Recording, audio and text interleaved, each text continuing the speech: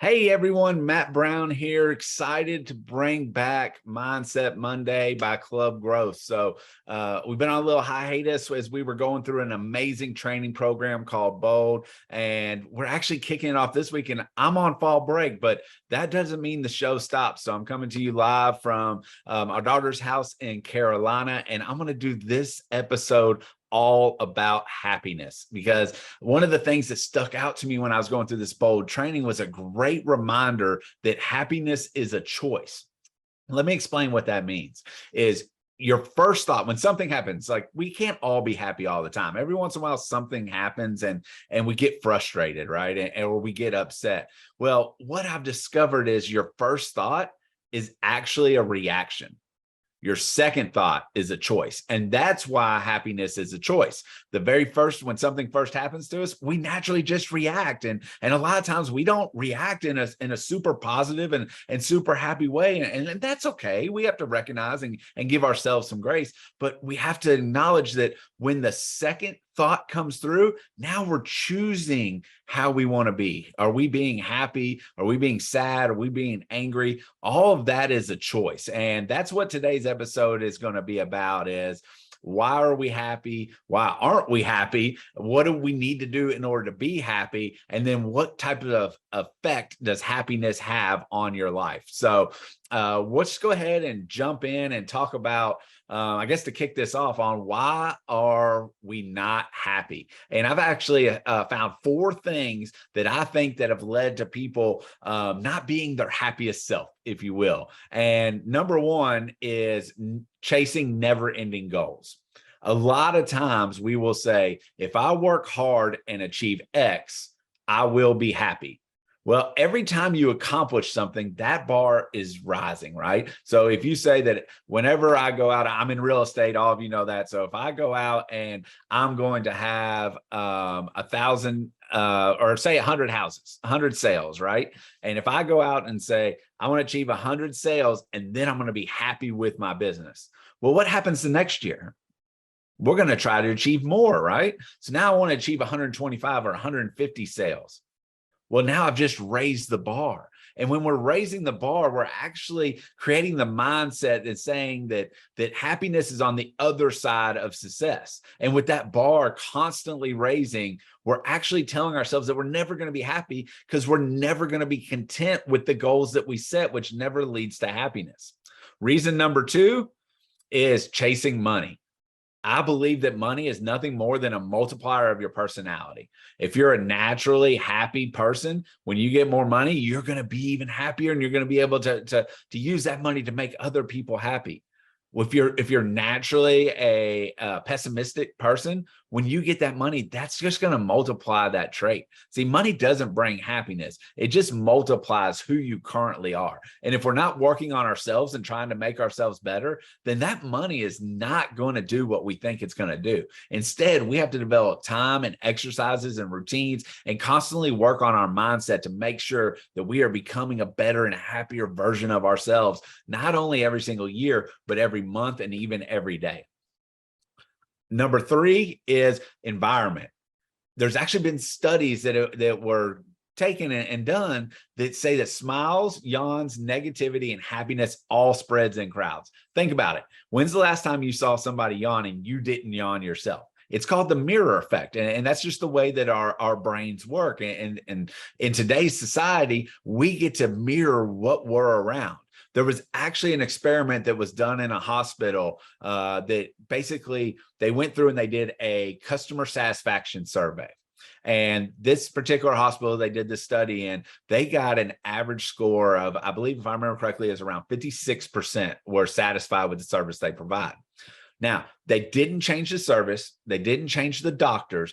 All they did is they put people in place in the hallways, because you couldn't be in the operating room. So nothing in the operating or procedure room changed. But they put people strategically placed in the hallways that smiled and greeted people as they were walking up and down the hallways. They basically practiced the 10-5 rule. The 10-5 rule is, if you're within 10 feet, you give somebody a smile. If you're within 5 feet, you say hello. So they put that in place. They did this for a series of a week, or I think it was actually 2 weeks, when they took the customer service survey again with it increased by almost 30%. They were in the 80%. And all they did was add a smile and add a hello. So think about your environment, pay attention to what you're around, because that can lead to happiness also. Number 4 is the company you keep. You've all heard that we are the sum of the 5 people we spend the most time around. And this is another version of your environment, really, but pay attention to the conversations around you. Are they always positive? Are they, building people up? Are they, looking for growth, looking for the future? Are they encouraging either others or yourself?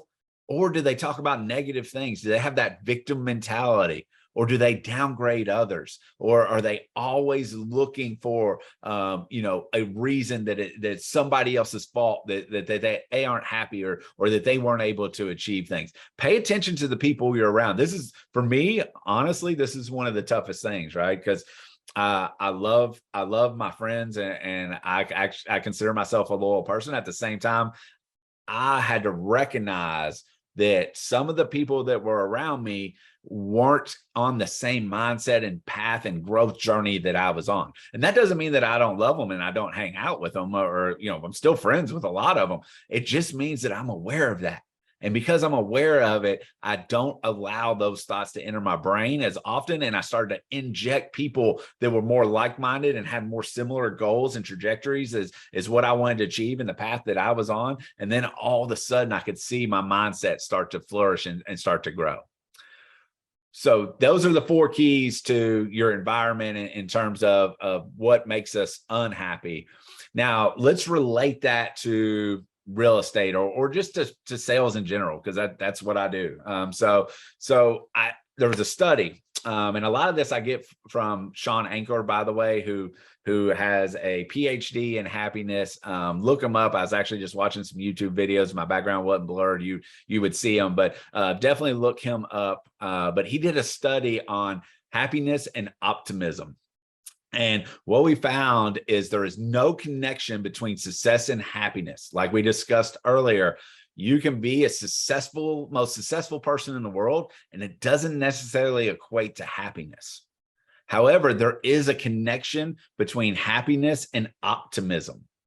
And what that basically study proved was the top 10% of optimistic people outperform the other 90% by over 80%, meaning the top 10% of optimistic people who felt like things were going to work out performed better than 90% of everybody else, and did 80% of the sales in this case just by being optimistic.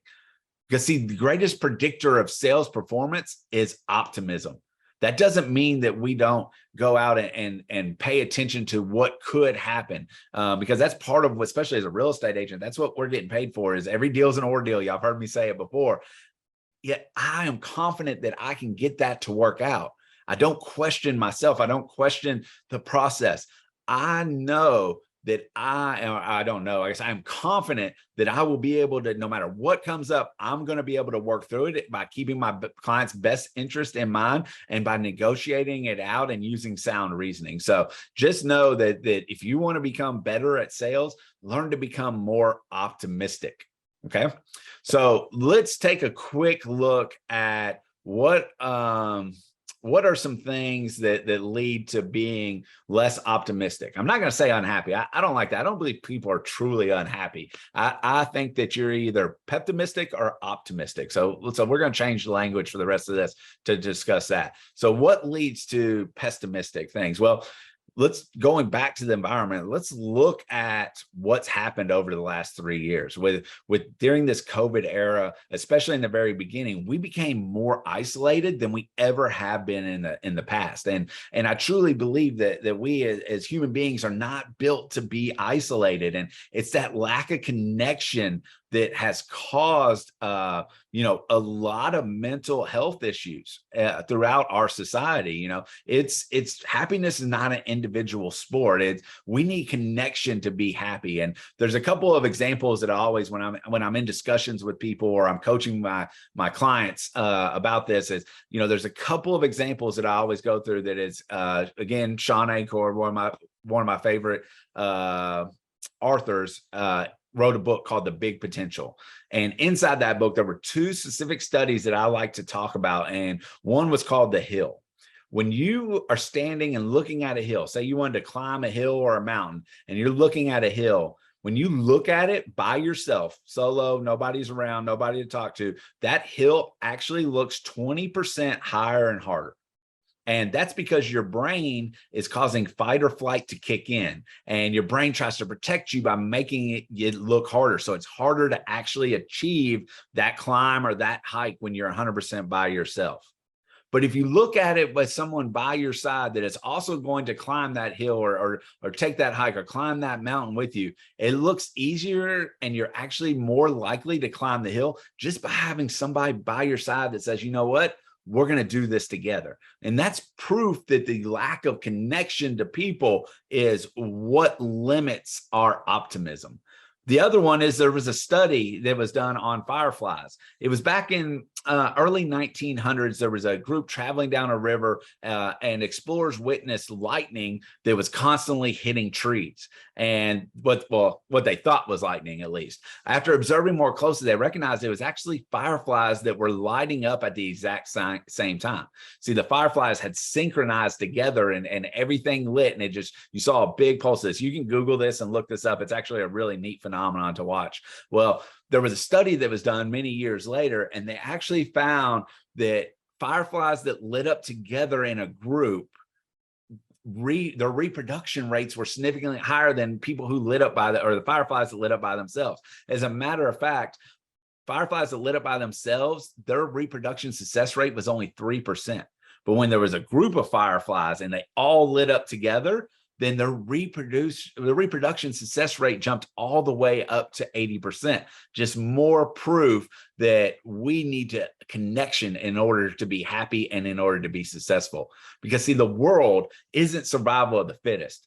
It's survival of the best fit. The people who are best fit for whatever they're doing are going to be more successful. So if you're a great fit and you're optimistic, you have a really great chance at being successful, not just in sales, but anything that you do.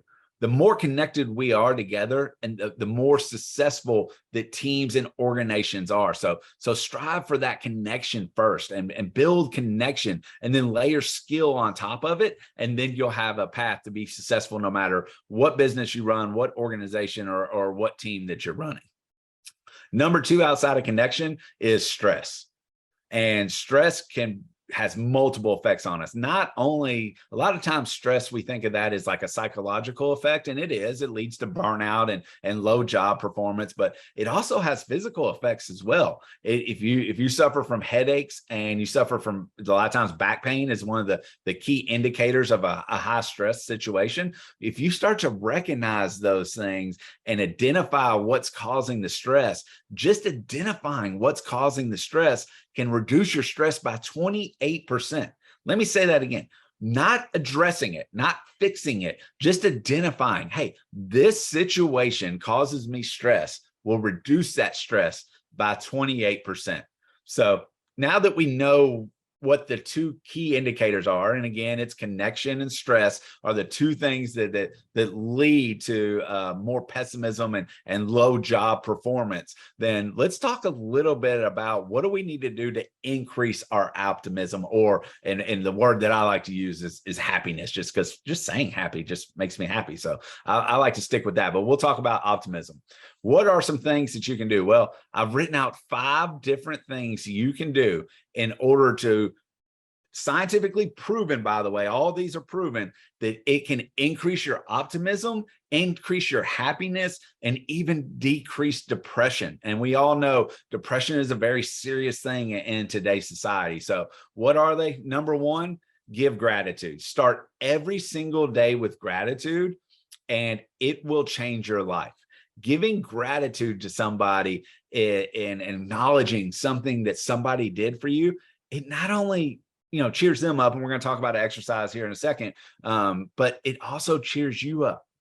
And so starting with exercise, we do this on my real estate team. We have a series of questions that we go through, just kind of mental health check-ins almost every single day, where we talk about our what are our successes, what are our wins, what are our struggles, or what are our lessons, what's our growth opportunity. We talk about what's our mindset on a scale of 1 to 10. And one of the things that we also do is give gratitude. Every single person in that room goes around and gives gratitude. If you run a business or an organization or a real estate team, or even just in your family or your partnership, give gratitude, and I promise it'll change the culture of your company, your team, your relationships, and everything. It's amazing what gratitude can do, not only for you, but the people that are around you. Number 2 is take 4 to 5 times a week, take a brisk walk with someone and have a conversation during that walk. This is something that me and my wife, did a lot of, and we kind of got away from it, and we started to notice a difference, right? So we have to put that back in place. But let me explain what this does. By just walking 4 or 5 times a week, and we're only talking 15 minutes, not a super long walk, go walk a mile do a brisk pace, but have conversation and have that connection, guys. And notice there's a theme here. Have that connection with somebody else. It's actually been proven that over 6 months, just a brisk walk with somebody else in conversation can reduce depression at the same levels as antidepressant drugs. Let me say that again. A brisk walk with somebody for just 15 minutes a day, 4 to 5 times a week, can reduce depression at the same level as antidepressant drugs. Give it a try. Be consistent with it. Try it for 6 months. Tell me I'm wrong. I promise you I'm not. Number 3 is, let's talk about the stress. So we talked about connection. We talked about gratitude. Let's talk about stress. When you find yourself in that stressful situation, maybe you just received a bad email from a customer, or somebody decided to go another route and not use your company, or you're in a tough and fierce conversation, or you feel overwhelmed because you need to accomplish X number of tasks over the next little period. Let's talk about a moment to breathe. Just take 2 to 3 minutes, close your eyes, and focus on nothing but your breath. Start to breathe very slowly and purposely. 3 seconds, breathe in, hold your breath for 3 seconds, 3 seconds, breathe out. That's my woo-saw. That's what I like to say. But, that is amazing. If you do that for just 2 to 3 minutes, you can actually feel the stress and tension start to leave your body. If you're anything like me, whenever I get really stressed, it gets in my shoulders and up here, and I start to feel it, and I feel tight, and my back starts to hurt, and that leads to headaches and other things. If I just shut my eyes and just breathe in for 3 seconds through my nose, hold it for 3 seconds, and then breathe out through my mouth for 3 seconds, and do that for 2 minutes, it is amazing how much tension actually leaves my body. Let's talk step number 4, journal about positive experiences. So your brain actually can't tell the difference when you're living a positive experience versus recalling a positive experience. So one of the exercises that I love to do in the morning is I like to journal about a previous positive experience. Sometimes it's a positive experience from the day before, a week before, a month before. It can be from 3 years ago. It's the fact that you're recalling something, and the act of writing it requires you to think about the details.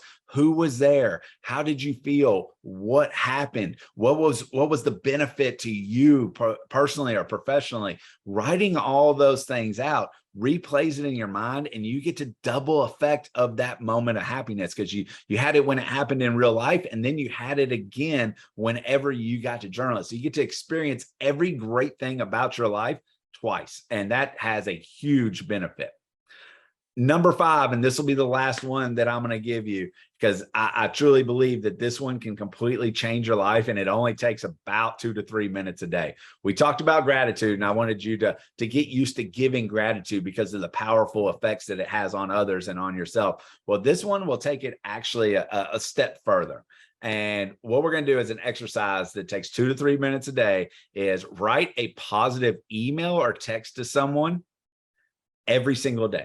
Now, here's the key. You can't write to the same person multiple days. So if you give gratitude to your husband, your wife, or your partner, day 1, you can't use them again. Day 2, you need to go seek somebody else out to give gratitude to. Day 3, someone else. And what we found it, or what Sean found, I should say, I should give him the credit. He's the one that did the study. By day 3, you start to develop this as a habit, and you start to feel better, and you start to, not only are you starting to feel better because you're giving gratitude, but you're starting to help other people feel better, and you're starting to receive that gratitude back, because people are thankful that you're giving them gratitude, which naturally makes both of you feel better. But by day 3, you have a habit, and by day 8, you'll start to feel a transformation inside of you. See, by day 8, most people are out of the immediate gratitudes, right? So we're gonna give our business partner, the people we work with, our family members, we're gonna give all of them gratitude. By day 8, we have to think a little bit,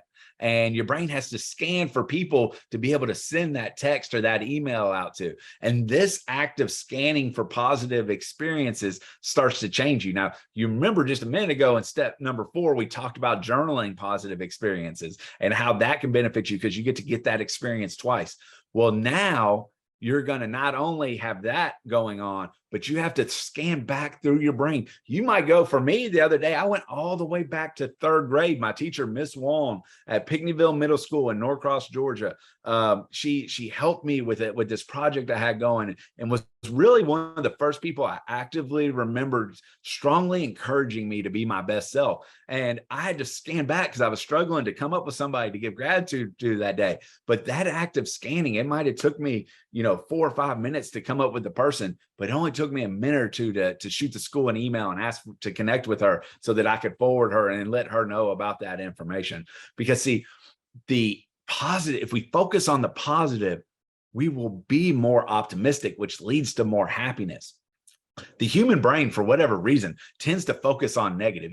If you think back, you will actually recall more negative things that have happened to your life than positive. Just naturally speaking, that's what happens. Well, we got to change that.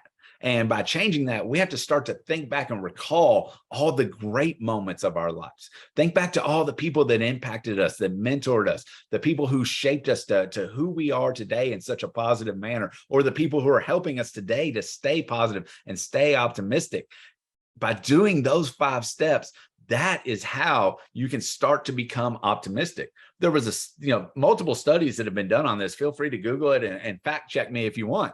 It was shown that by doing just these things, and I've put a little twist on a couple of things that work for me, but doing 3 out of these 5 things, the core things, you can actually take a pessimistic person and make them neutral. If they're done consistently over time, you can take a neutral person and make them optimistic. You can take an optimistic person and make them even more optimistic. So what does all this mean? Well, it just simply means that life's short.